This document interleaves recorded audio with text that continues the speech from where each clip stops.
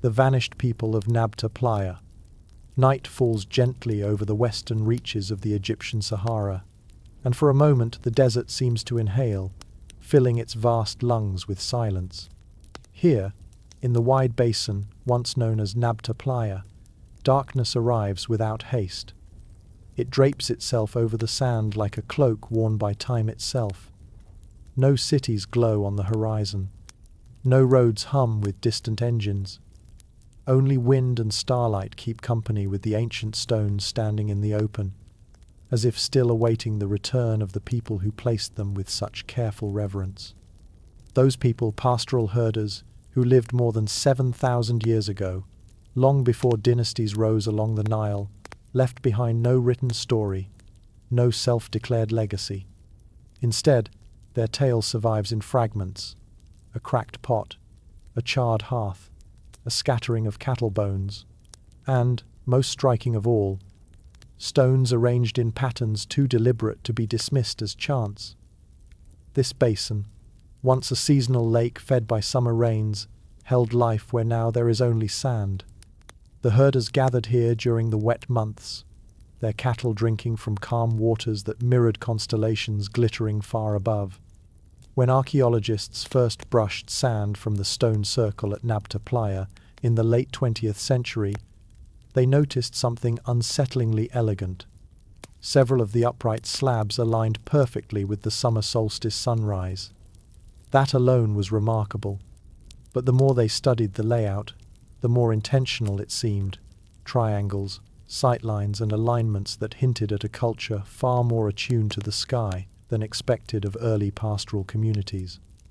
A ring of stones, each placed upright, forming a kind of open-roofed observatory. Yet these people left no temples, no palaces, nothing to mark status or hierarchy. They lived lightly on the land, and when the rains shifted southward, they left. Their departure, like their arrival, is a quiet mystery. As the moon climbs, its light washes the stones in silver. A traveller stepping into the circle at this hour would notice how the shadows fall, long and almost finger-like, pointing toward the horizon's distant darkness. The eerie precision of those lines is part of what troubles researchers. It is too clean, too thoughtful, too informed by careful watching of the heavens. Scholars still debate whether the alignments reflect simple seasonal markers, or whether they represent something far deeper, a cosmology, a worldview written through stone and starlight rather than words. The desert wind carries a faint scent of dust and cold air, and in that hush it becomes easy, almost alarmingly easy, to imagine the herders who once gathered here. A small group moves between the stones, their silhouettes wavering in torchlight. Children clutch dried reeds. Elders trace shapes in the sand. Above them, the Milky Way spills across the sky, so bright it almost seems to hum. Perhaps this place was their way of speaking to the heavens. Or perhaps, as one fringe-minded enthusiast once suggested, the stone arrangements mirror the belt of Orion, a pattern some believe ancient cultures across the world recognized long before formal astronomy existed. Mainstream researchers dismiss the idea, but not with complete certainty. Nabta Playa has a way of resisting simple answers. Nearby, under layers of sand, archaeologists uncovered something stranger still. A series of megalithic slabs intentionally buried horizontal beneath the surface, as though meant to be hidden. Some think these slabs mark ceremonial pathways. Others see in them the layout of an early temple, flattened by ritual rather than by accident. And still others whisper that the patterns form a map not of land, but of the sky. The debate lingers, unresolved, tucked away in academic journals and quiet field camps beneath the desert sun. What is known is that the people of Nabta Playa practiced a distinctive form of cattle veneration. A reconstructed tumulus revealed cattle bones arranged carefully, almost reverently, alongside carved stones. This may hint at the roots of cattle-based rituals that later flourished in the Sahara and perhaps influenced early Nilotic cultures. It is one of the few threads connecting the herders of Nabta Playa to the broader tapestry of human belief. The air cools sharply before dawn. Wind sweeps across the basin, carrying sand in soft drifts that whisper against the stone surfaces. Standing alone within the circle, one feels the weight of time pressing from all directions. These stones have endured more than most civilizations. Shifting climates, aggressive storms, the slow march of sand across the land. They have witnessed the lake dry into nothing, seen the grasslands recede, watched the Sahara expand like a sleeping giant, stretching its limbs. It is possible, though unproven, that when the climate changed and the summer monsoons retreated southward, around 5000 BCE, the people of Nabta Playa followed the rain. Some scholars speculate that they migrated toward the Nile Valley, bringing with them the seeds of astronomical awareness and early ritual structures that would later evolve into Egypt's monumental architecture. But here too, scholars still debate whether this is genuine cultural continuity or merely a tempting narrative woven from coincidence and hope. Step outside the stone circle, and the desert opens wide, stretching endlessly until earth meets sky. The cracked Playa floor resembles dried skin, marked by time's patient hand. The night feels older here, older than cities, older than the earliest myths. One can almost sense the vanished people still moving along the edges of memory herders guiding cattle under starry skies, mothers quieting children against the cold, elders marking solstice dawns with simple stones that somehow endure longer than entire civilizations. As the horizon begins to color with the first hints of sunrise, the stones awaken again. Light creeps across them, sliding down their flanks, igniting their edges in pale gold. For a fleeting moment, everything becomes clear. The circle, the alignments, the purpose. But clarity is an illusion of dawn. The desert knows how to blur truth into legend. Just beyond the basin, hidden by low dunes and ancient ridges, lies another place, another mystery waiting in the next stretch of shadow. A quiet island, touched by time, by shipwreck, by sickness, and by something mechanical that still whirs in the imagination. And as the light grows, the desert seems to whisper that the journey is only just beginning. The ghosts of Plague Island. Dawn glimmers softly across the Aegean, brushing pale gold over the jagged silhouette of Antikythera, a small island perched between Crete and the Peloponnese. Sailors have long feared its waters' currents twist unpredictably. Storms rise without warning, and cliffs plunge straight into a restless sea. Yet the island itself remains eerily still at first light, a place where waves whisper against stone like half-forgotten confessions. Its soil carries the lingering echo of something darker, an isolation so complete that the ancient Greeks whispered of spirits drifting along its shores. Today, its fame comes from something stranger still, a shipwreck that revealed a mystery both mechanical and mortal, a relic born of genius, but found among bones and rust in waters, once rumoured to swallow sickness and secrets.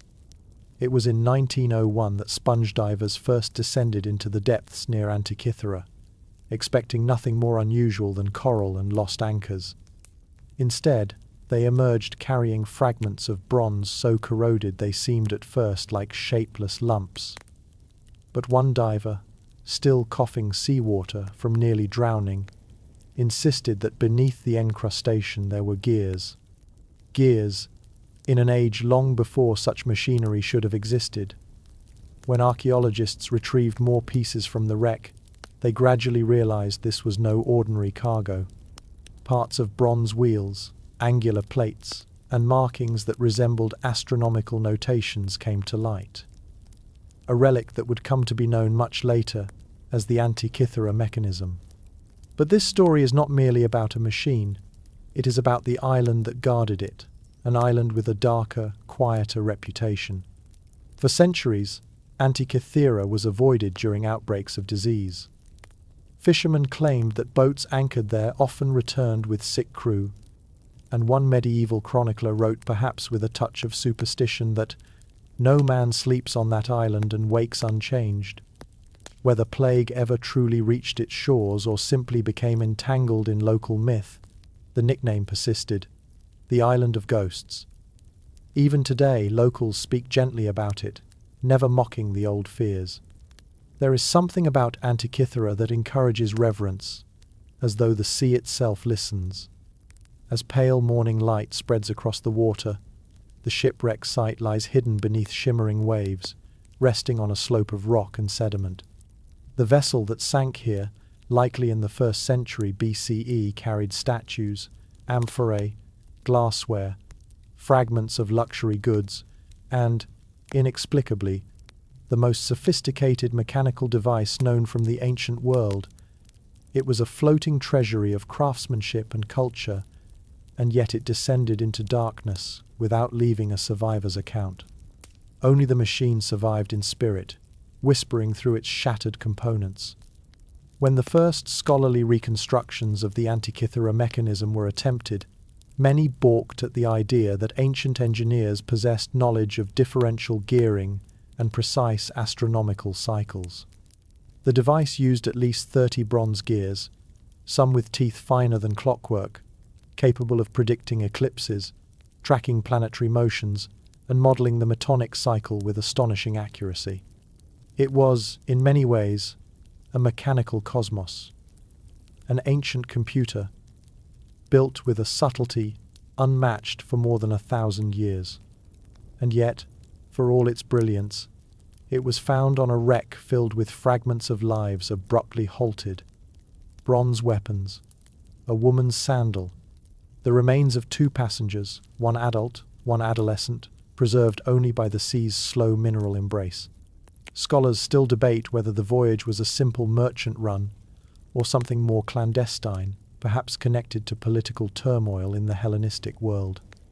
Was the mechanism being transported to a wealthy patron? A scholar? A temple?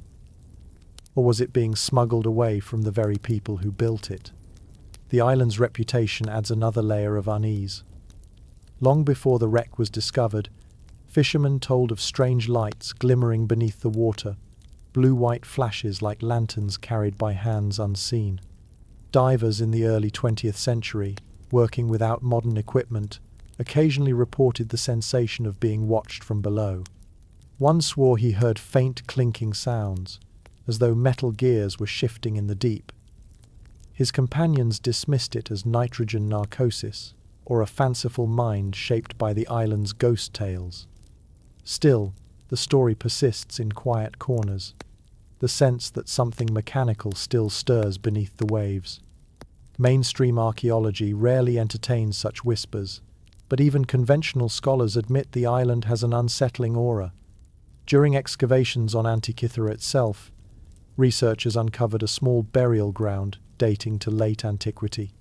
Several skeletons bore signs of rapid, possibly violent ends, while others were positioned in ways inconsistent with typical funerary customs. A fringe theorist once claimed that one burial posture, arms tightly folded, chin tucked against the chest, resembled quarantine practices from much later outbreaks of plague. The claim was dismissed, gently but firmly. Yet the discomfort it evoked lingered. The island invites speculation the way a deep cave invites echoes. As we noted earlier, ancient mysteries often carry a tension between evidence and imagination. Nabta Playa had its silent stones. Antikythera has its silent depths. Both refuse to surrender meaning without struggle. And here, beneath the shifting surface of the sea, one can almost sense the past hovering just out of reach, fragments of bronze and bone, each with a story only half told. If one stands on the island's cliffs at dusk, watching the sky darken into a violet glow, the waves turn nearly black. A lonely lighthouse blinks in the distance, its beams sweeping across the water like a guardian's eye. It is easy to imagine the ancient ship approaching these very cliffs, caught by a sudden squall, its crew struggling to navigate the treacherous currents. The machine, carefully crafted, perhaps revered, would have been packed securely among crates, But the sea was indifferent. It claimed both travelers and treasure, sealing them beneath centuries of silt. Even now, modern dives continue to recover artifacts from the site: bronze rings, tools, a human tooth, fragments of statues and, disturbingly, cracks within the wreck that hint at additional chambers yet unopened. Some marine archaeologists whisper privately that there may be more pieces of the mechanism still hidden in the layers below. Others fear that disturbing deeper strata might awaken yet more human remains, victims of a tragedy whose details are forever dissolved in salt water. As the sun sets again, and the Aegean shifts to silver blue in the moonlight, Antikythera grows quiet. The island, often deserted, feels suspended between worlds, one foot in history, the other in myth. A seabird circles overhead, calling once before, vanishing into the night. The waves lap gently at the rocks. Everything seems peaceful. And yet, if one listens closely, the mind drifts to the thought of those gears, small, precise, impossibly advanced, lying in the darkness below, pieces of a lost genius imprisoned within an underwater graveyard. It is said that the past never truly sleeps on Antikythera. It waits. And just beyond the horizon, across the ancient sea and into a land of mountains and marble, another mystery waits as well, one that rises not from the ocean's depth, but from vapors beneath the earth. Vapors once inhaled by a woman, seated above a sacred chasm, whispering truths that may never have been hers. The oracle's deadly breath. Morning drifts slowly over the slopes of Mount Parnassus, each ray of light slipping through cypress branches like threads of woven gold. Below the fading stars lies Delphi, once the navel of the ancient world, a sanctuary perched on terraces of stone, where columns rise like pale ribs from the mountain's flank. Even now, in the early stillness, there is something expectant in the air. Wind sighs through broken porticos. A lone bird circles the ruins of the Temple of Apollo. And along the shattered flagstones, shadows linger like memories of worshippers who once climbed this sacred path in trembling anticipation. For more than 1,000 years, people traveled from distant kingdoms to seek the words of a woman seated above a deep chasm, the Pythia, Oracle of Delphi, conduit of Apollo. Kings, warriors, philosophers, and wanderers all came, offering sacrifices before descending into the temple's inner chamber, where she waited, veiled and swaying gently in a seat carved above a fissure in the earth. Her prophecies shaped wars, toppled dynasties, and forged destinies. Yet behind her divine utterances lay a phenomenon far more earthly and far more dangerous. The Pythia breathed something rising from the earth beneath her, something scholars would debate for centuries. As sunlight climbs higher along the temple ruins, it becomes easier to picture how the sanctuary appeared in its prime, polished marble reflecting torchlight, bronze tripods ringing softly as petitioners passed, the air heavy with incense and expectation. The Pythia's chamber, called the Adyton, lay below the main floor, accessible by a narrow stone stair. Ancient texts mention vapors rising from a crack, sweet-smelling, intoxicating. Plutarch himself, who served as a priest at Delphi in the 1st century CE, described how the oracle's voice changed when the fumes were strong, how her manner shifted from calm reverence to a strange, trembling ecstasy. For centuries, modern scholars dismissed the idea of oracular vapors as myth. The ground beneath the temple, they claimed, was geologically inactive. No fumes, no gases, no chasm. The oracle's trance, they believed, was born of theatrical ritual or psychological induction. But Delphi is not a place that tolerates simple answers. And just as the desert stones of Nabta Playa resisted modern assumptions, the stones of Delphi were waiting for the right eyes to see them clearly. In the late 20th century, geologists studying the region uncovered a startling fact. 2 major fault lines, the Delphi Fault and the Kerner Fault intersect directly beneath the temple's foundations. When they traced the mineralogical evidence along these faults, they found traces of ethylene, a sweet-scented hydrocarbon capable of inducing euphoria, trance states, and hallucinations in high concentrations. Suddenly, the ancient accounts made sense. The Pythia's voice, trembling and distant, was not a trick of ritual. It was chemistry. The earth itself breathed visions into her lungs. Ethylene has a curious property. At low doses, it induces pleasant intoxication, a sense of floating clarity. At higher doses, it can cause delirium, seizure, or death. The fine line between divine prophecy and mortal danger lay in the strength of the fumes rising from the chasm, a chasm many archaeologists once denied existed at all. Only when seismic imaging was performed under the temple foundations did a narrow fault cavity come to light, precisely where the Pythia's tripod seat once stood. But Delphi contains more than facts. It contains stories washed in myth. A fragment of an inscription found near the Castalian spring describes a ceremony in which priests purified the ground to calm the dragon beneath. Some historians argue this refers to the legend of Python, the serpentine guardian whom Apollo slew to claim the sanctuary.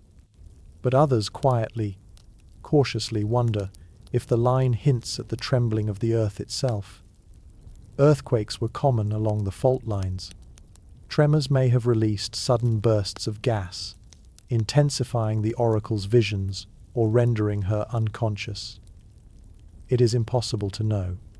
A fringe theorist once proposed an unsettling idea that over centuries, prolonged exposure to the fumes gradually altered the soil, the plants, even the water around Delphi.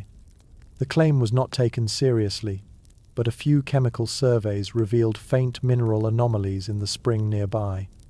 Nothing dramatic, just enough to spark a whisper of doubt, the kind of detail that lingers at the edge of scientific understanding, like a shadow you notice only when the sun shifts.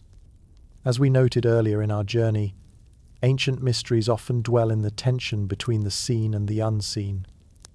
Antikythera had its silent gears beneath the sea. Delphi had its silent gas beneath the earth. Both shaped human belief in ways still felt today. Both blurred the line between the ordinary and the extraordinary. Walking along the temple's shattered floor now, one can almost hear the echoes of decisions made beneath its columns. In 480 BCE, a trembling Pythia warned the Athenians of wooden walls that would save them, an utterance that inspired the building of a naval fleet crucial to Greece's survival against Persia.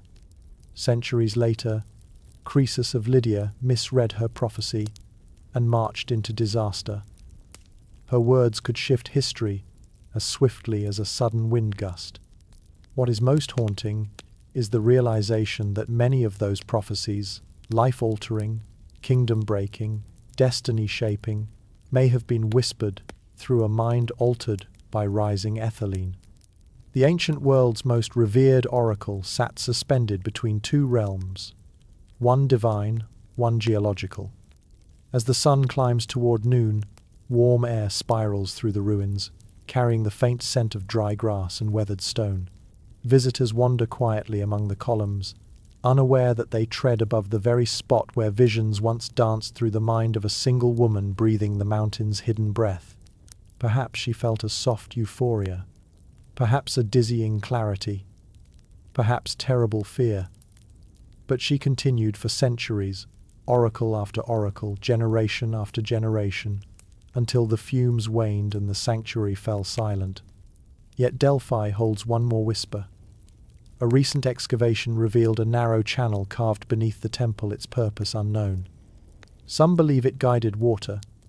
Others think it allowed vapors to concentrate more effectively. The debate remains open, unresolved, drifting through academic halls like the ghost of a lost voice.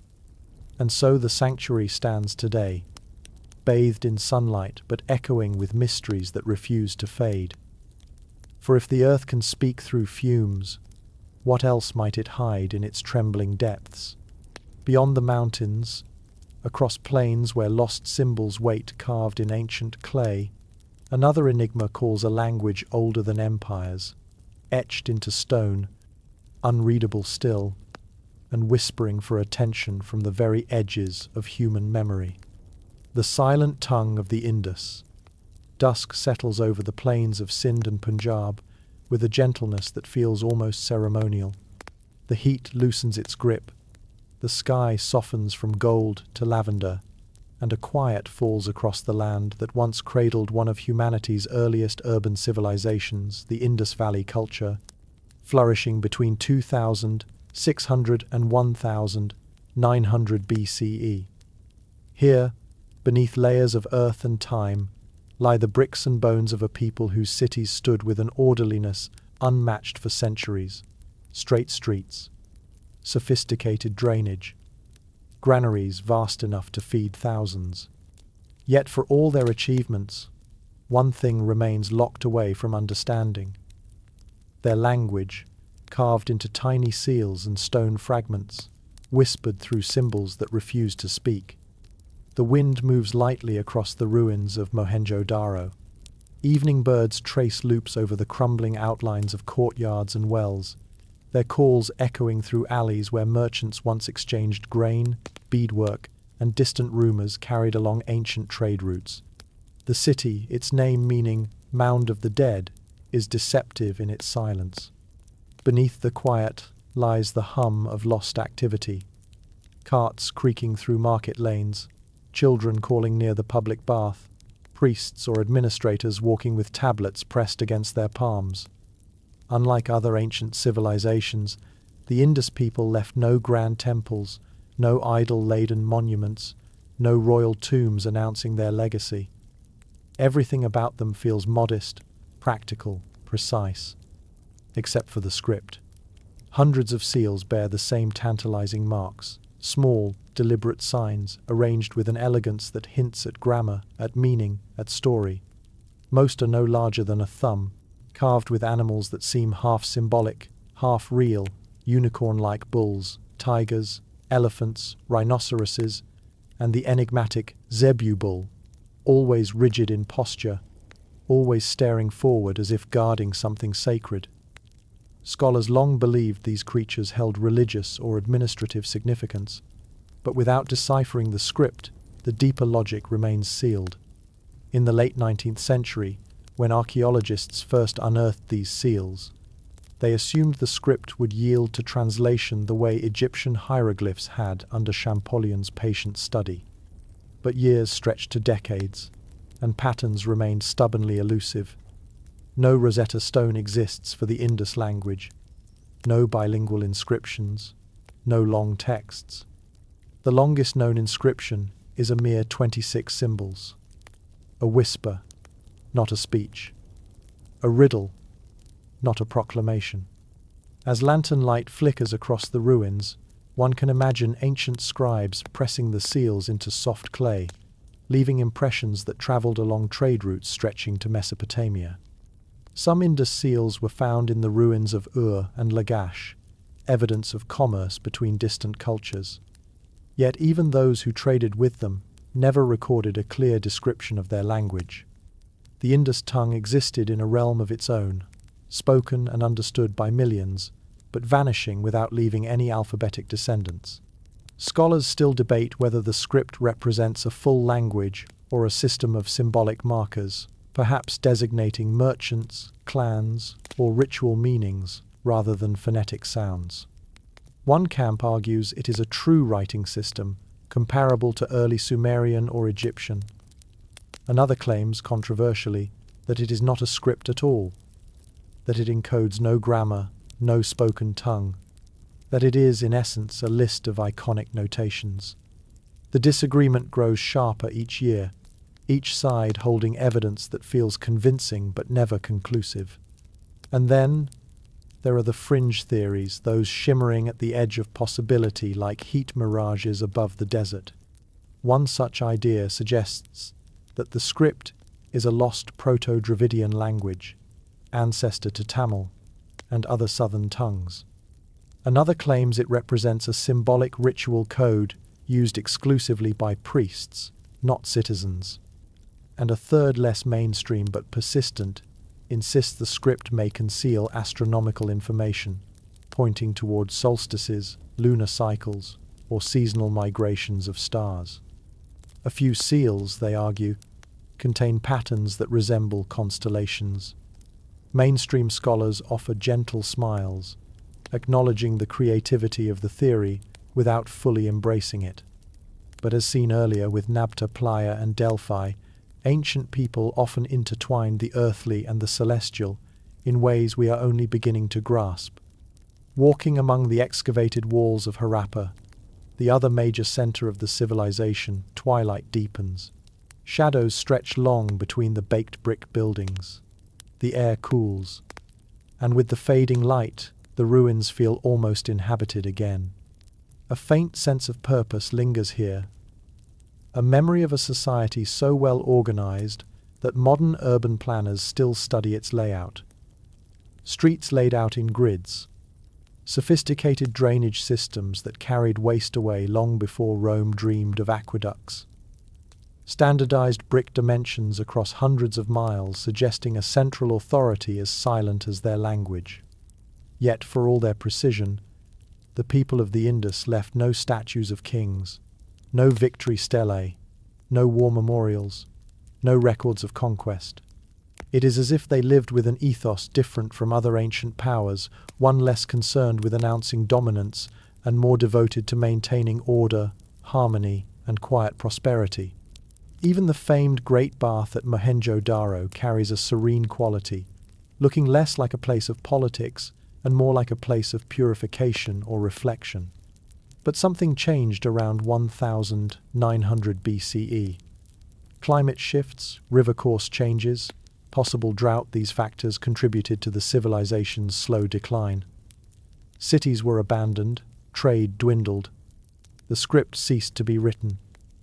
And like the people of Nabta, Playa, the Indus population dispersed into the surrounding regions, leaving behind their carefully laid bricks and their unbroken silence.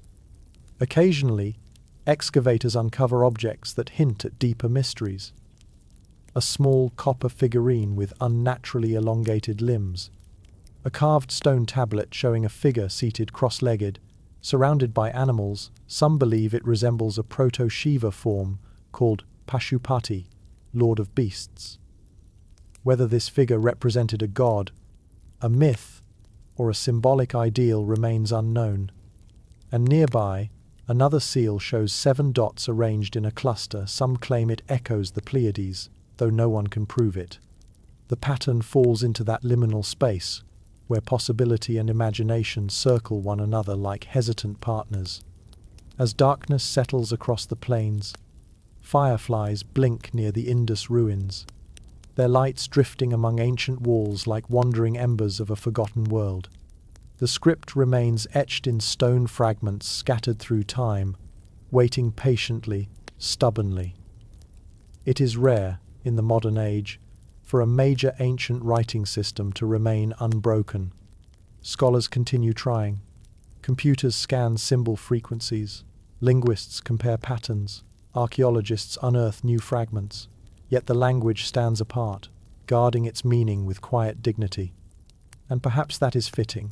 Some mysteries preserve themselves not by accident, but by design, a whisper from antiquity, reminding us that understanding is not guaranteed, no matter how advanced we become. Far beyond these plains, in a land shaped by fire, another story waits, a mountain that tore itself open, plunging a world into darkness and offering a different kind of silence, the silence that follows catastrophic collapse. Mazama's firefall curse. Evening settles over the forests of the Pacific Northwest, like a slow, thoughtful breath. Fir trees sway gently, their dark silhouettes brushing against a sky turning the color of deep cobalt. Far to the south, the quiet waters of Crater Lake glimmer beneath the last traces of sunlight, so still, so impossibly blue that it seems almost unreal.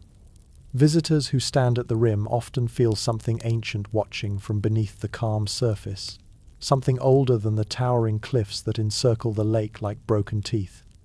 For beneath that placid water lies the shattered heart of Mount Mazama, a volcano that once soared nearly 12,000 feet into the sky before tearing itself apart in a cataclysm that shook the entire continent nearly 7,700 years ago. The story of Mazama's collapse begins slowly, like a long-held breath becoming unstable. Before the eruption, the mountain dominated the landscape, its shadow stretching across forests, lakes, and the homes of native peoples who had lived in its presence for generations. Their oral traditions describe Mazama, sometimes called Lao's Mountain, as a throne of supernatural power. To them, these slopes were alive, sacred, unpredictable. And indeed, deep beneath Mazama's flanks, magma surged, restless and volatile, pressing upward with increasing force. When the eruption finally came, it was not with a single burst, but with a sequence of explosions so violent they could be heard hundreds of miles away. Ash clouds soared into the sky, blotting out the sun. Pyroclastic flows raced down valleys. Lightning crackled through the roiling ash, illuminating a world falling into darkness. Entire forests were flattened in minutes. Rivers boiled. The sky turned black at midday. The blast was estimated to be 40 times more powerful than Mount Street. Helen's, a geological tantrum so immense that the top of the mountain collapsed inward, creating a cavernous caldera more than 5 miles across. Over centuries, rain and snow filled that yawning crater, giving birth to Crater Lake, one of the clearest bodies of water on Earth. But the lake, for all its beauty, feels haunted. Ask the Klamath people, whose stories survived the eruption. One of their most whispered legends tells of a battle between Lao, the spirit of the underworld, and Skell, the spirit of the sky. In the tale, Lao's fury split the mountain, fire pouring from its wounds. When the battle ended, Lao was cast beneath the earth, and the crater formed as a wound sealed by time. Some storytellers say his spirit still moves beneath the lake. Others warn that staring too long at the water's surface invites visions not meant for the living. And then there are the odd phenomena, quirky, fringe details that endure in local lore. The most famous is the Old Man of the Lake, a 30-foot tree trunk that has floated upright in Crater Lake for at least 120 years. Against all logic, it wanders across the water, sometimes vanishing from sight before reappearing days later in a different corner of the caldera. Scientists have attempted to chart its drift patterns, but the Old Man seems to move with whims of its own. Early park rangers swore the lake grew strangely turbulent when the Old Man disappeared, though such stories are told now with smiles that never quite reach the eyes. Underwater, the mysteries deepen. The lake's depths reach nearly 2,000 feet, making it the deepest in the United States.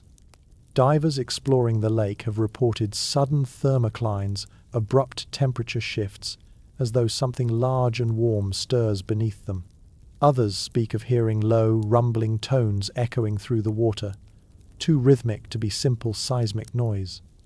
A fringe researcher once proposed that these tones were remnants of volcanic resonance, a heartbeat of Mazama still echoing beneath the caldera. Mainstream scientists politely dismiss the idea, but the diver recordings do exist, strange, pulse-like sounds that have never been fully explained. As twilight descends, the lake turns an uncanny shade of midnight blue, so dark it resembles a portal rather than a body of water. The surrounding cliffs, formed from layers of ash and volcanic rock, loom above like the walls of an ancient amphitheater. If you listen carefully, wind moving through the rock crevices produces a long, hollow whistle like breath escaping from a deep, unseen chamber. Here, at the rim, you can almost feel the story of how quickly the world can change. Scholars still debate whether the collapse of Mazama left behind spiritual trauma in the cultures who witnessed it. Archaeological evidence suggests that the eruption scattered communities, altering migration patterns for generations. Some groups avoided the region for centuries afterward, treating it as taboo. Others, like the Klamath, preserved the memory with such precision that modern volcanologists were startled by how accurately their oral traditions described the sequence of geologic events: eruption, collapse, fire, darkness, ashfall, and the eventual filling of the lake. It stands as one of the most compelling intersections between indigenous knowledge and modern science. What scientists agree on, however, is that Mazama still sleeps lightly. Deep beneath Crater Lake, residual magma stirs. Small earthquakes occasionally ripple through the caldera, feather light but noticeable. Thermal vents release faint plumes of warmth into the icy depths. None of these signs suggest imminent disaster, but they remind us that the past has not fully settled. The earth remembers. The mountain remembers. Walking along the rim at night, the silence becomes almost overwhelming. Stars reflect on the lake's obsidian surface, rippled only slightly by wind. The air feels colder than the elevation alone can account for, thin, electrified, as though the remnants of ancient fire still haunt the place. The site carries the same heavy stillness we felt at Nabta Playa, the same ghostly undercurrent sensed off Antikythera's shores, the same whispering presence that filled the chamber at Delphi. It is a pattern forming quietly across our journey, ancient mysteries preserved not merely in artifacts, but in landscapes shaped by forces we can sense but not fully explain. Near the crater's edge lies a lesser-known feature, Phantom Ship, a jagged volcanic island rising from the water like the dark hull of a ghostly vessel. At certain angles, beneath shifting light, it truly resembles a ship carved from obsidian, drifting eternally through the caldera. Indigenous stories call it an omen, a reminder of the mountain's violent past. Scientists classify it as just another volcanic remnant. Tourists photograph it and move on. But then there are nights when the fog rolls across the lake, swallowing the cliffs, muffling sound. And in that fog, the silhouette of Phantom Ship appears to move not literally, but in the mind's eye, nudged by ancient fear. Even seasoned rangers admit, quietly, that the lake feels wrong on such nights. Too cold, too deep, too aware. As we continue onward, the Pacific Northwest grows distant, its quiet forests and haunted lake fading into memory. Ahead lies another landscape, entirely a place older than Mazama's caldera, older than most cities on Earth, a place where humanity's earliest builders shaped a town without streets and a world without hierarchy. And like the mysteries before it, this one stares back through the ages with an unsettling sense of presence. Shadows of Çatalhöyük. Dawn arrives softly across the Anatolian plain, washing slow bands of amber light over a low, unassuming mound of earth. At a glance, Çatalhöyük looks like nothing more than a gentle rise in the horizon, a terrain shaped by wind and time. But beneath that mound lies one of the world's first great experiments in human community.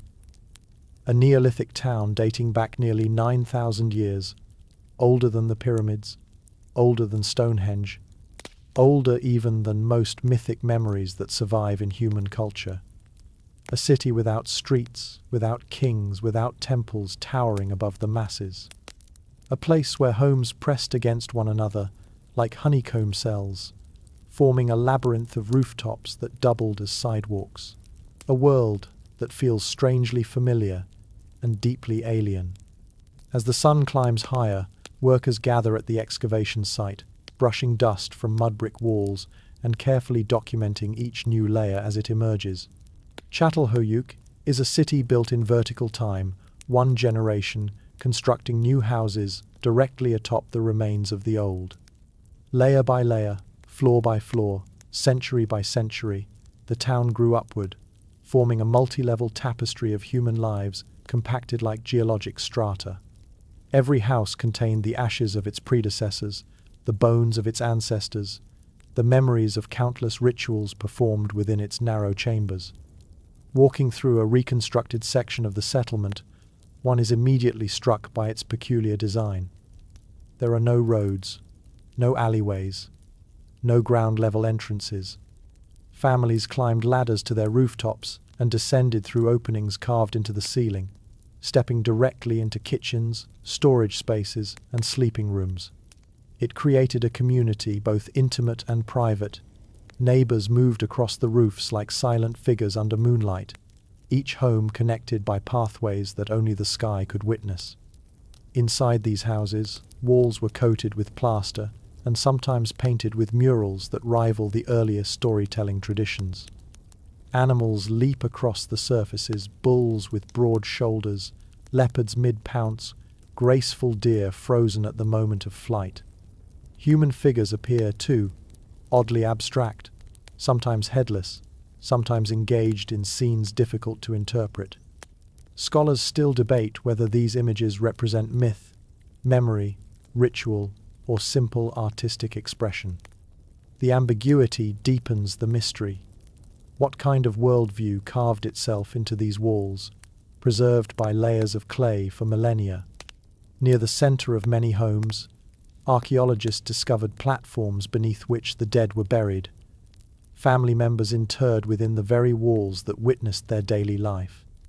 One skeleton lies curled beneath a hearth, another placed beneath a bed platform, a third under a painted leopard mural. Life and death coexisted intimately here. The deceased were not carried away to distant cemeteries, but kept within the household, within the living structure of the home.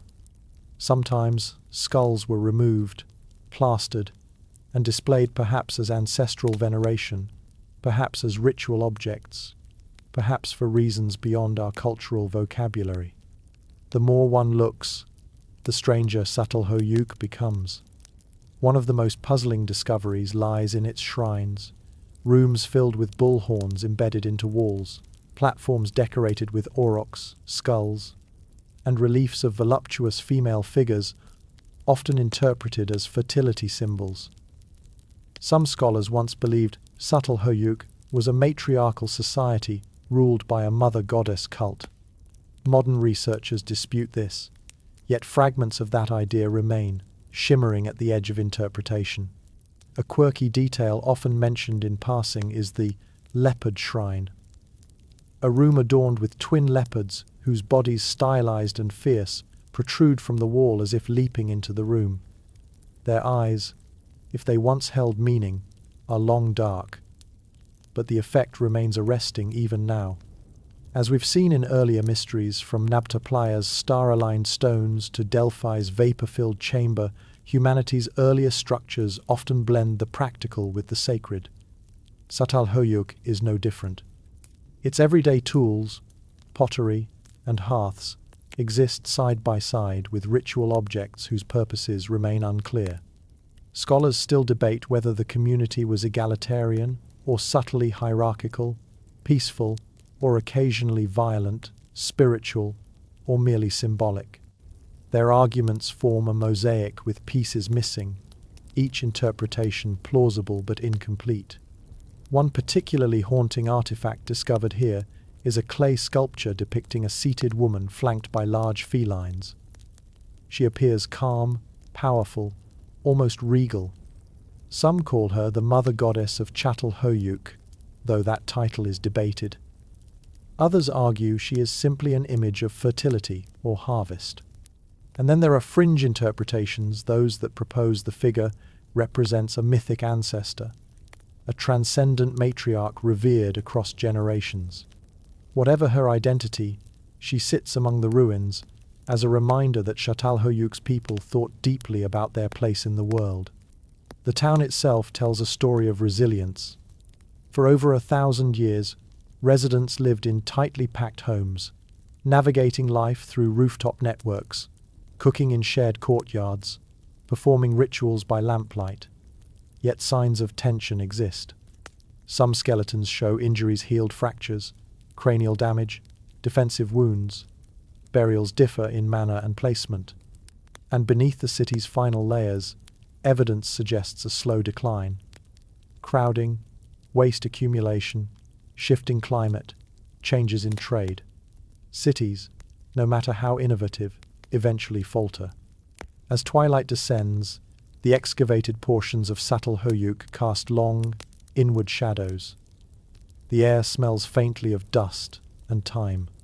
A gentle breeze moves across the mound, ruffling tarps and sending thin veils of sand swirling in the fading light. Standing on the reconstructed rooftop paths, it becomes easy to imagine figures moving silently from house to house, women tending hearths, children carrying baskets of grain, elders painting murals by flickering firelight. This rooftop world feels like a stage, each home a small chapter in a larger story that pulses beneath the soil. Archaeologists often remark on the peculiar sensation they feel here, an uncanny sense of presence, as though the city remembers its inhabitants. More than one researcher has described the feeling of being watched in the painted rooms, especially near the plastered leopard reliefs. Whether this is imagination shaped by dim light and ancient spaces, or something deeper, remains unspoken.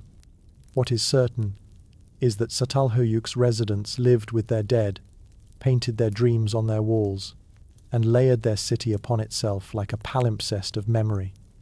Their world, preserved in mud brick and pigment, offers glimpses of early human complexity, ritual, community, conflict, creativity. Yet deciphering that world remains a quiet struggle, a conversation across 9,000 years of silence. As the stars emerge in the cooling night sky, another thought rises. Çatalhöyük was not alone in its fascination with celestial cycles. Across deserts far to the southwest, another ring of stones bears witness to ancient sky watchers, people who, like the inhabitants of Çatalhöyük, gazed upward in search of meaning. And their monuments, older and more enigmatic still, wait in the desert darkness for us to continue our journey. Nabta Star Watchers. Night falls slowly across the great desert. Not abruptly, not with drama, just a gradual softening of light, a long exhale of heat as the Sahara slips into shadow. The air cools with surprising speed. The sky, still flush with fading gold, begins deepening to indigo. And far from roads, far from settlements, far from anything that might drown out the ancient quiet, the stones of Nabta Playa once again rise into view, this time not as the homes of vanished cattle herders, but as an older and even more enigmatic monument, a celestial map carved into the desert floor. For thousands of years, the Western Sahara was not the merciless desert we know today. Seasonal rains gathered in basins, nourishing lakes rimmed with grassland. People traveled here, tended their cattle, and watched the horizon. And here, 5 millennia before the birth of written history, someone aligned stones to the heavens with a precision that still unsettles researchers. These are the stone circles of the Nabta Star Watchers, and they may represent one of the oldest astronomical observatories ever built. As the last rays disappear, stars prick the sky. They arrive slowly, tentatively. But then, all at once, the firmament blooms, with light thousands of points shimmering against the dark canvas. The desert becomes a vast, silent amphitheater. Wind slips between the stones like a breath drawn between teeth. And in this place, under this sky, you can feel what the ancient watchers must have sensed, that the night above is not simply beautiful, it is structured, patterned, alive. The main stone circle, modest in size, contains upright slabs arranged with extraordinary care. Several mark the summer solstice sunrise, while others point toward the cardinal directions. Yet perhaps most striking is the alignment that some scholars believe corresponds to the belt of Orion, visible overhead like 3 burning coals in the sky's dark belly. It's a claim treated cautiously in academic circles, but the geometric resemblance is difficult to ignore. 3 stones, evenly spaced. 3 stars, evenly spaced. A silent correspondence across thousands of years. The debate persists. Scholars still question whether the alignment was intentional whether the builders possessed sophisticated star lore, or whether the patterns reflect symbolic meanings now lost. But the more the site is studied, the more deliberate it appears. This wasn't random. This was architecture, guided by observation, ritual, or something deeper. A few steps beyond the main circle lies something stranger, long lines of stones stretching across the desert floor toward distant horizons. When mapped, these alignments form patterns that suggest tracking not only seasonal cycles, but stellar motions across centuries. One fringe theorist once proposed that the site contains a precessional calendar, capable of marking the slow wobble of Earth's axis, a cycle taking nearly 26,000 years to complete. Mainstream researchers dismiss the idea as unlikely, yet not impossible. Nabta Playa forces even cautious scholars to tread gently. The desert grows colder as the hours pass. The wind brushes sand into delicate ripples around the megaliths. If you kneel and place a hand against one of the stones, you feel the night's chill seeping through it, a reminder that these monoliths have endured more than we can imagine.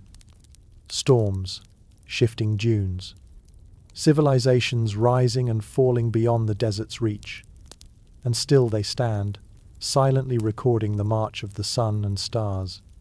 It is impossible to ignore the sense of continuity between this site and earlier chapters of our journey. As we noted in Section 1, Nabta Playa's first stone circle whispered hints of celestial awareness among a now vanished pastoral culture. But here, in this more ancient ring, the whisper becomes something stronger, something like intention, even identity. These people knew the sky. They understood its rhythms. They shaped their rituals around its cycles. And their decision to record that knowledge in stone suggests something profound, a desire for permanence in a world of shifting sands. Archaeological excavations at Nabta Playa have revealed hearths, cattle remains, ceramic artifacts, and fragments of buried structures that hint at ceremonial gatherings. Yet the star-aligned stones remain the centerpiece, the physical memory of nights spent tracing constellations, watching the rising of Sirius, mapping solstices that determined when rains might come. The Watchers may have linked celestial events to survival itself. But there is a fringe detail often whispered about by researchers working in this region. A strange, almost geometric stone slab found buried deeper than expected, carved with shallow grooves that seem neither decorative nor functional. Some claim it resembles a star chart. Others insist it is nothing more than a weathered fragment of a long-lost cattle pen. And, predictably, scholars still debate whether this artifact holds any astronomical meaning, or is merely the product of human imagination projected onto ancient stone. The truth, as always, lies somewhere in the shifting space between evidence and wonder. Tracing the stone lines with your eyes, you can't help imagining the people who arranged them. Imagine them gathered at dusk, watching shadows lengthen across the sand. Imagine a young initiate learning to follow the stars from an elder whose voice grew soft in the wind. Imagine rituals performed at solstice dawns, voices low, movements slow, facing the east as the first rays broke over the dunes. Somewhere along the edges of memory, this scene feels familiar. Humanity has always looked upward when seeking meaning. From the oracles of Delphi to the builders of Çatalhöyük, from the astronomers of ancient Babylon to the star watchers of Nabta Playa, early civilizations found order in the sky long before they found it in writing. The heavens served as both calendar and cathedral. If you stand long enough within the circle, something strange happens. The sky seems to tilt. The desert darkens into an abyss, and the stars so clear, so cold, appear to pulse softly, as if responding to the presence of the stones around you. It becomes easy to believe that the Watchers left something behind, not merely a monument, but a message embedded in quiet geometry. The night grows deeper, the stars brighter. A thin sliver of the moon rises, catching the edges of the stones with ghostly silver light. The silence becomes almost overwhelming, as if the desert itself is waiting for you to hear something buried beneath its shifting skin. And somewhere, perhaps not far from here, in the cradle of the ancient Near East, another mystery takes shape, one not carved into stone or mapped onto the sky, but whispered through clay tablets describing spirits that drifted through cities at night, unseen hands brushing against the living. A mystery that awaits us now. The Hand of Ghost. Night sweeps across the plains of Mesopotamia with a warmth that clings to the skin. Even after sunset, the air holds a faint shimmer of the day's heat, and the Euphrates drifts through the darkness like a ribbon of liquid bronze. Somewhere beyond its banks, the sleeping ruins of Babylon lie scattered beneath dust and moonlight-broken walls, half-buried tablets, toppled columns softened by centuries of wind. Yet as quiet as the landscape seems, ancient people once believed this was an hour when the world was anything but still. For in the dark, they said, unseen things moved through the streets. Not demons, not gods, something quieter, something subtler, something the Babylonians called Etu, the Hand of Ghost. To the people of Babylon, night was not merely the absence of sun. It was a realm of drifting presences, of murmurs slipping between mud-brick walls, of brushes of cold air felt when no wind blew. Clay tablets found within the ruins inscribed between 2000 and 500 BCE describe night spirits that wandered among the living, touching them lightly, influencing their dreams, stealing their breath, or leaving behind a faint ache in the bones. The Babylonians spoke of them without panic, but with deep respect. These spirits were not monstrous. They were remnants, flickers of the dead who had not fully departed. The moon rises slowly over the ancient city's outline, casting a white glow across the remains of the Ishtar Gate. Once, this gate shone with blue-glazed bricks and prowling lions in relief, welcoming merchants, priests, and travelers. Tonight it stands quiet, its broken edges gleaming like old pottery. In the hush, one can imagine how the ancient inhabitants feared to walk alone at night, whispering prayers against the unseen. Inside Babylonian homes, shelves once held small clay figures carved to protect against these wandering spirits, amulets shaped like fishmen, horned guardians, or hybrid creatures with wings and fierce eyes. Yet the most curious of all talismans were those meant not to ward off demons, but to ward off ghosts. Babylonians believed that restless spirits were often ordinary people who died improperly without proper rites, without burial, or far from home. Their presence was subtle, sensed through unusual dreams, sudden chills, strange shadows upon the threshold. A single phrase found in several tablets appears again and again: the ghost who presses the chest. Scholars interpret it as early recognition of sleep paralysis, a moment when someone wakes but cannot move, feeling as though an invisible weight rests upon them. But the ancients believed it was a spirit leaning in, trying to draw warmth or breath from the living. And sometimes, the same tablet warns, the ghost's hand left a mark on the skinlight as a bruise, though no person had touched the sleeper. Somewhere in modern museums, a fragment of a tablet from Babylon tells a story both eerie and strangely poetic. It mentions a spirit who walks into the rooms of the sick, brushing their foreheads to measure their remaining strength. The clay text states, "When he touches the living, he does not mean harm. He remembers warmth." It is a line scholars often quote not only for its beauty, but for what it reveals about how tenderly the Babylonians imagined their ghosts. As midnight deepens over the ruins, it becomes easy to imagine the city as it once was a vibrant place of ziggurats, markets, and sacred archives. Torches flickered along the top of the Etemenanki, the towering ziggurat believed to inspire later myths of the Tower of Babel. Citizens moved through narrow alleyways carrying oil lamps, their shadows stretching across walls painted with the ochre glow of flame. Priests studied celestial omens atop temples, reading the movements of the planets with astonishing precision. For Babylon was not only a city of spirits, it was a city of astronomers. This duality, ghosts below, stars above, defined Mesopotamian thought. And just as the Star Watchers of Nabta Playa sought meaning in the heavens, Babylonian scholars charted constellations with mathematical discipline. Yet even they admitted the night held two layers, the ordered canopy of the sky and the unpredictable world below where unseen presences drifted. Among the most intriguing finds in Babylon's ruins is a set of clay tablets describing rituals called Namburbi counterspells meant to undo ill omens.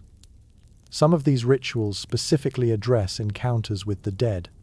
One tablet instructs the afflicted to burn certain herbs and recite a chant that translates roughly to, "Ghost, child of dusk, walk no further. The river awaits you." Water, particularly the Euphrates, was seen as a border between realms, a soft boundary the living and dead might cross. A fringe scholar once proposed that the Babylonians may have used mild, psychoactive plants in nighttime rituals to interact with these spirits. The theory comes from references to incense blends, including harmal seeds, a plant with known hallucinogenic properties. While mainstream experts neither confirm nor reject this idea outright, it is difficult to overlook the presence of such materials in ritual contexts.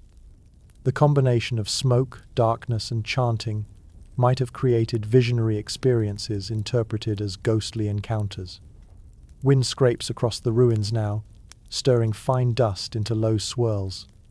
For a moment, the air cools sharply, brushing your skin with a chill that feels strangely out of place. It is easy, perhaps too easy, to think of those ancient fears, soft touches in the night, fleeting shadows, inexplicable dreams. Çatalhöyük gave us walls adorned with animals. Nabta gave us stones aligned with stars. Delphi gave us vapors that shaped prophecy. And here in Babylon, the mystery is more intimate. The sense that the boundary between the living and the dead is thin, permeable, and crossed by unseen hands. Scholars still debate whether these beliefs were metaphorical interpretations of illness, psychological distress, or literal fear of spirits. Yet the consistency of ghost descriptions across tablets covering centuries and multiple cities suggests something deeper, a collective experience, a shared sensation. Such widespread descriptions hint at an ancient form of sleep disorder, yes, but also at the way humans across cultures have always sensed presence where none should be.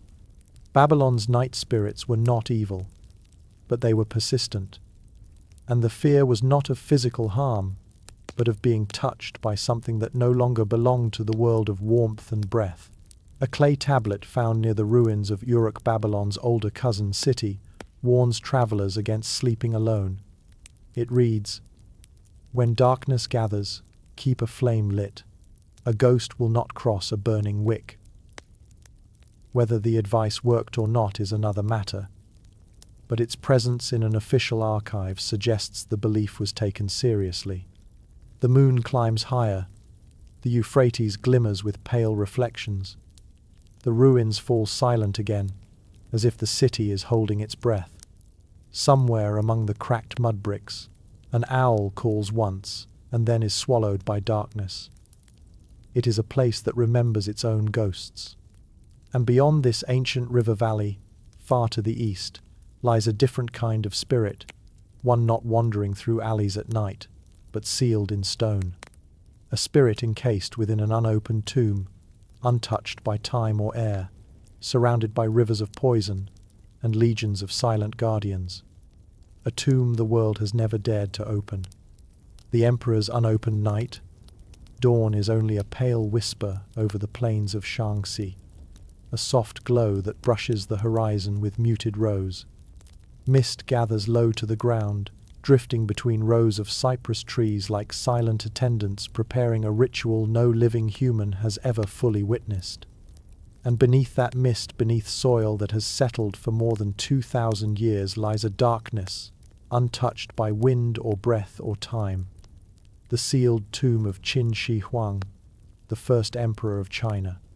The burial mound rises gently from the earth, appearing at first like a natural hill. Birds circle overhead, calling softly into the morning quiet. Farmers still work nearby fields, indifferent to the forbidden world beneath their feet. Yet everyone knows what sleeps there. Everyone knows what no one may touch. The emperor's tomb, constructed around 210 BCE, after decades of relentless labor, remains unopened, unraveled, undisturbed. It is one of the greatest archaeological mysteries in the world, not because of what has been found, but because of what has not. The air grows still as the sun climbs. Standing at the base of the mound, it's impossible not to feel a shiver of awe. For while the resting place of Qin Shi Huang lies sealed, its outer guardians, the thousands of clay soldiers known as the Terracotta Army, have already revealed something staggering. A civilization capable of artistry, architecture, and logistics on a monumental scale. Each soldier, with its unique face, posture, and armor, stands frozen in the silent ranks, as though waiting for a command that will never come. They guard the emperor from enemies, mortal or spiritual. Yet these warriors are merely the perimeter of a greater secret. Ancient texts, particularly the records of the Grand Historian by Sima Qian, describe an inner chamber mapped like a miniature cosmos. The emperor's tomb was said to hold a model of his empire, rivers of flowing mercury, constellations alight on the ceiling, mechanical traps, and treasures meant to accompany him into eternity. Sima Qian wrote of artisans constructing crossbows designed to fire automatically upon intruders. He wrote that the tomb was sealed so tightly that light could not enter, and air could scarcely escape. Most haunting of all is the description of those mercury rivers, literal streams of poisonous metal, shimmering in torchlight, meant to mimic real waterways. For centuries this was dismissed as poetic exaggeration. But in recent decades, soil analysis around the mound revealed abnormally high concentrations of mercury, seeping upward from below. The old legend, it seemed, carried truth. As light filters through the mist, the land takes on an otherworldly calm. The tomb mound remains untouched, because opening it would require technologies not yet perfected. The slightest disturbance might permanently damage whatever lies inside. The humidity shifts could destroy pigments.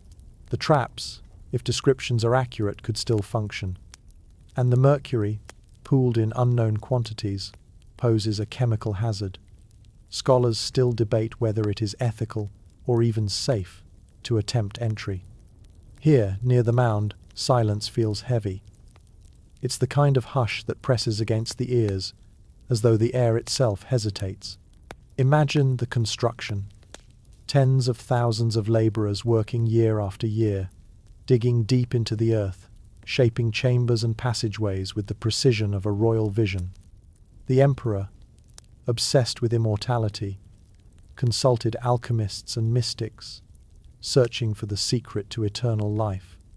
Some fringe tales claim he drank concoctions containing mercury, believing it would preserve his body, an irony so grim it almost feels mythic. Others whisper of jade talismans, spells carved into tiles, and rituals designed to separate the ruler's soul from the decay of mortal flesh. What lies beneath the mound is not simply a tomb. It is a worldview made physical, a belief that death could be shaped, commanded, navigated. Walking around the edges of the burial mound, you see the faint outlines of pits still being excavated. Archers, cavalry units, acrobats, musicians, bronze waterfowl arranged near artificial rivers. Each new discovery reveals not chaos but meticulous order. Everything has its place. Everything serves a purpose. Yet the central chamber remains sealed. In the distance, workers move quietly among excavation tents, dust masks in place, their footsteps soft against the earth. They know what lies beneath them, yet they work around it like caretakers tending a sleeping giant. Older locals avoid speaking directly about the tomb. Some believe disturbing it will unleash misfortune. Others recall stories of how Qin Shi Huang sought to command the dead, just as he commanded the living. One elder once said that the emperor locked his own shadow inside, a poetic line archaeologists sometimes quote with quiet fascination. A quirky discovery near the tomb complex fuels further speculation. A set of bronze chariots, intricately crafted at half scale and buried alongside elaborate weapons, armor fragments, and harness fittings. The craftsmanship is so refined that some scholars believe the chariots were symbolic vehicles for the emperor's spirit, meant to carry him across realms. One fringe theory suggests they were part of a ritual involving astronomical timing, perhaps aligning burial ceremonies with celestial events. While mainstream research does not confirm this, the speculation persists, hovering like a faint echo.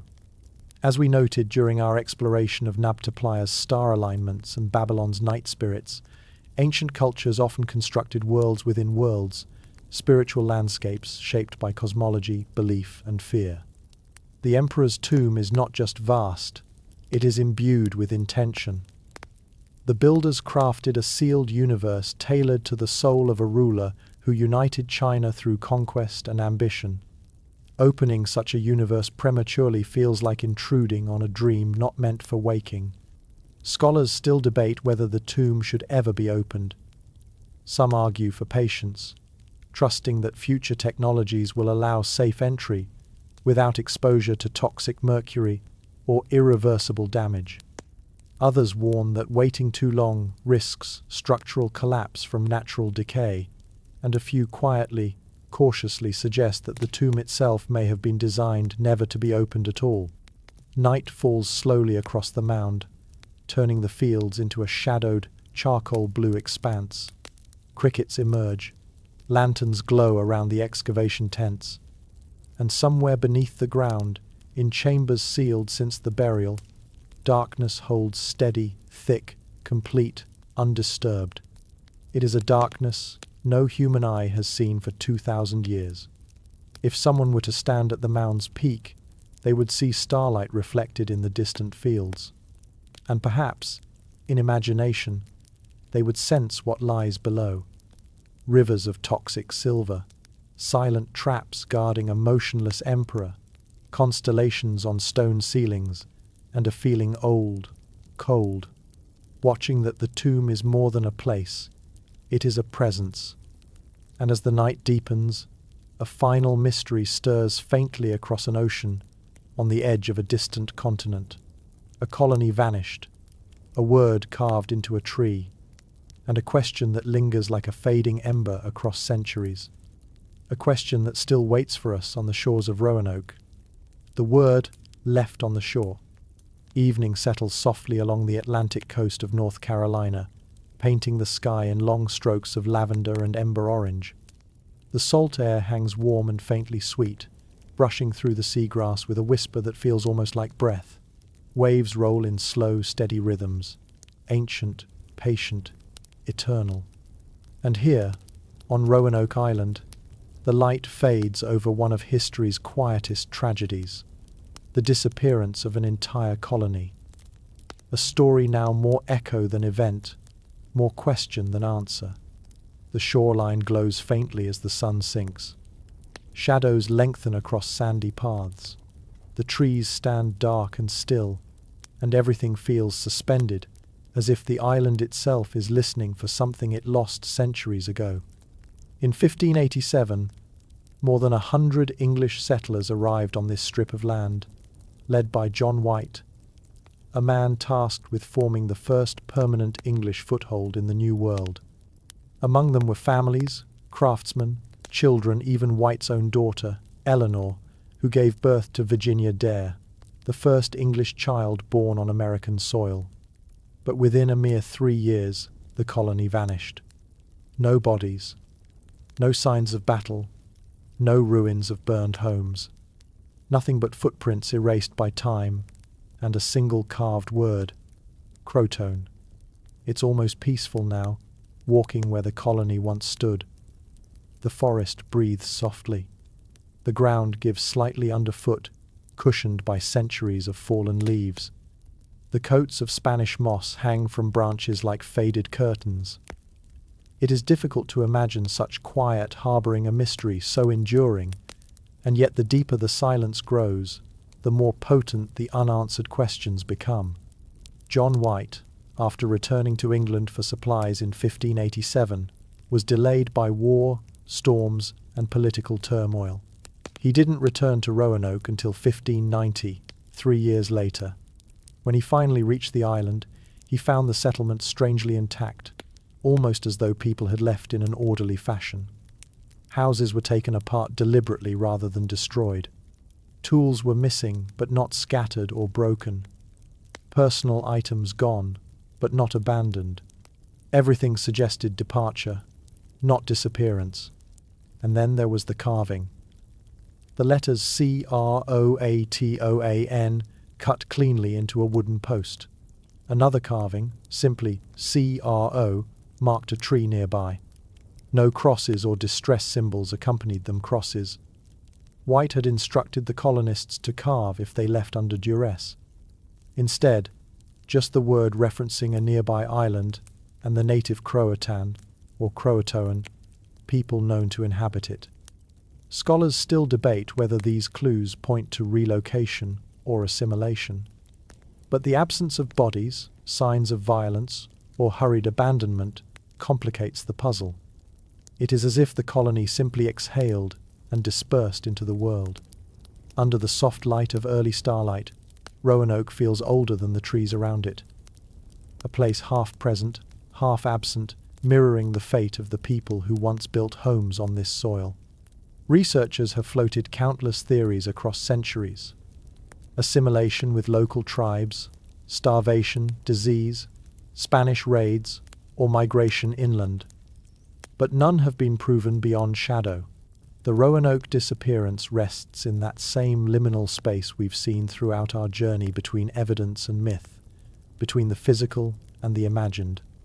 A fringe detail sometimes mentioned in hushed conversations is the so-called Dare Stone, a series of inscribed stones discovered beginning in 1937, claiming to tell the fate of the lost colonists, including Eleanor Dare's personal account.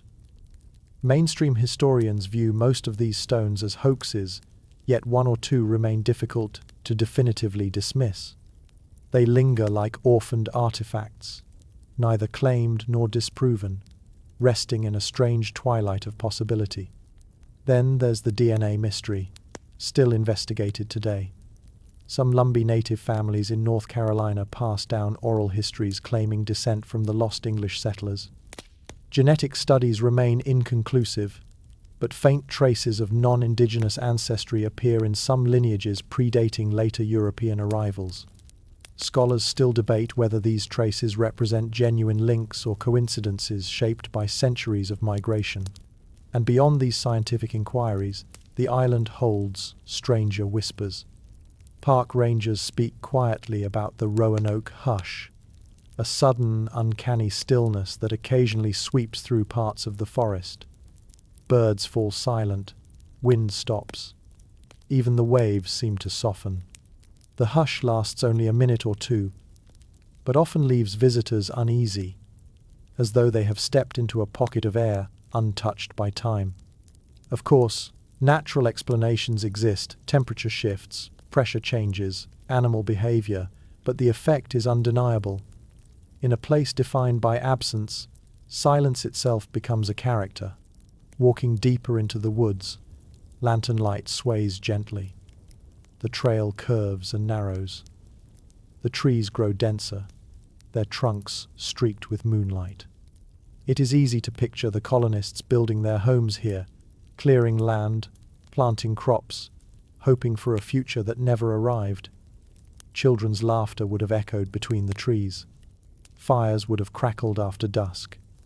Stories and songs carried through the humid night air. And then nothing. Archaeologists unearthed post holes, pottery fragments, iron tools.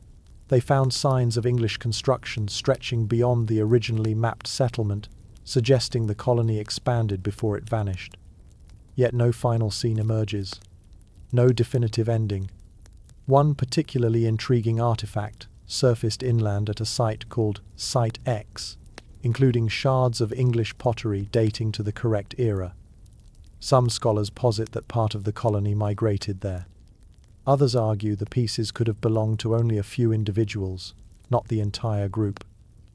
The debate continues, each new discovery, a half clue, a half whisper, never a full answer. As we noted earlier in our exploration of Babylon's night spirits and the unopened tomb of China's first emperor, certain mysteries persist, not because they defy explanation, but because they exist in a space where evidence fades into ambiguity. The Roanoke enigma sits precisely in that space. The Atlantic wind picks up now, cool and steady, carrying the scent of salt and cedar. It brushes through the trees and glints across the shallow waters that once bore English ships into the harbour. The moon rises, laying a silver path across the sound.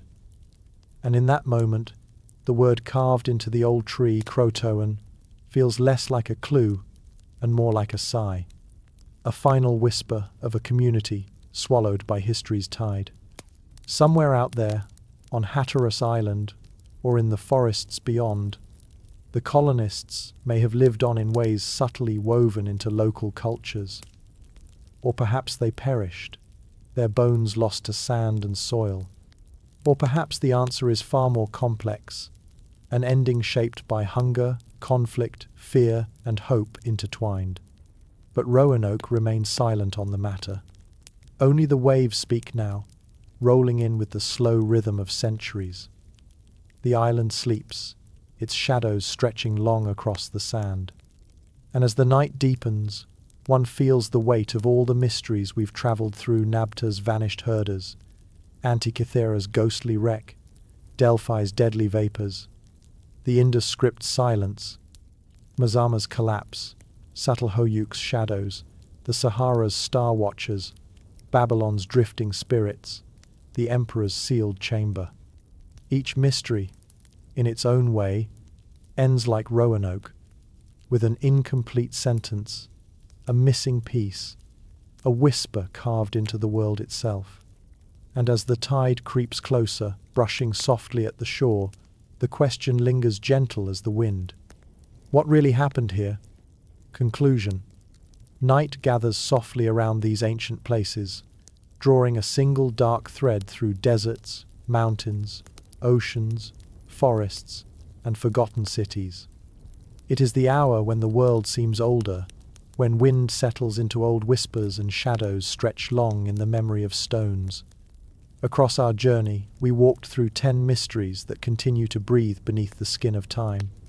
Some remain silent because nature swallowed them, some because their people vanished, some because the earth keeps its secrets in fumes, in ash, in shifting sands, and some because the past, like the sea, erases as much as it reveals. Yet in each mystery, a faint pulse endures. Nabta's vanished herders still stand with the stars. Antikythera's gears still turn in the imagination. Delphi's vapours still rise in questions left unanswered. Symbols from the Indus still wait for the right eyes to understand them. Mazama's volcano still sleeps beneath a mirror of water. Çatalhöyük still whispers through painted walls. Babylon's ghosts drift where wind meets ruin. An emperor still lies in darkness, unbroken by the world above. And Roanoke's last footprint still rests somewhere between forest and tide. History is never silent. It simply speaks in different tones.